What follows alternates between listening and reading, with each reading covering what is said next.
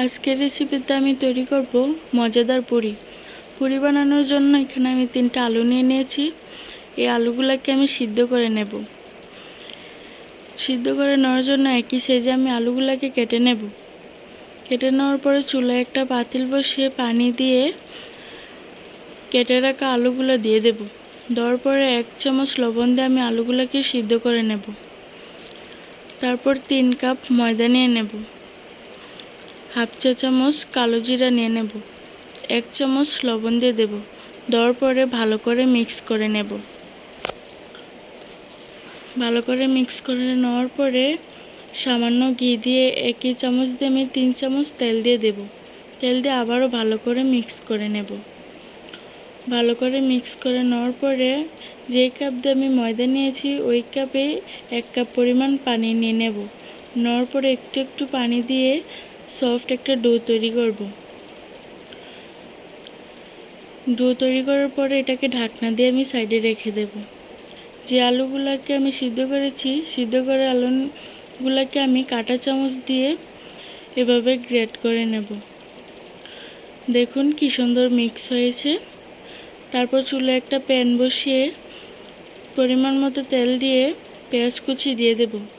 পেঁয়াজ কুচি দেওয়ার পরে কাঁচামরিচ কুচি দিয়ে নাড়াচাড়া করে 1 চামচ লবণ দিয়ে দেব। 1 চামচ ধনিয়ার গুঁড়া দিয়ে দেব। দেওয়ার পর আমি পেঁয়াজটাকে একটু ভেজে নেব। ভেজে নেওয়ার পরে আলুগুলো আমি দিয়ে দেব। দেওয়ার পরে হালকা নাড়াচাড়া করে হাফ চা চামচ হলুদের গুঁড়া দিয়ে দেব। হলুদের গুঁড়া দেওয়ার পরে আমি আলুটাকে ভালো করে ভেজে নেব। ভালো করে ভেজে নেওয়ার পরে ধনিয়া পাতা কুচি দিয়ে এটাকে আমি নামিয়ে নেব। তারপর দেখুন এখানে সফট একটা ডো তৈরি হয়েছে। লম্বা একটা শেপ দিয়ে ছুরি দিয়ে আমি এভাবে কেটে নেব। কেটে নেওয়ার পরে আমি সবগুলোকে এভাবে বেলে নেব। বেলে নেওয়ার পরে আলু দিয়ে চারপাশে পানি দিয়ে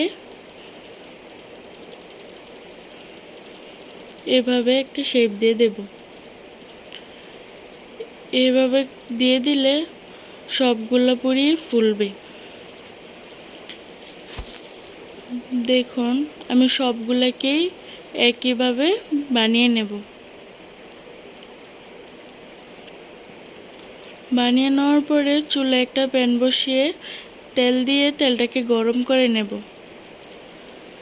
গরম করে নেওয়ার পর আমি পুরিগুলো দিয়ে দেব। পুরিগুলো দিয়ে উল্টিয়ে এভাবে ভেজে নেব। এভাবে উল্টিয়ে ভেজে নেওয়ার পরে দেখুন কি সুন্দর ফুলছে।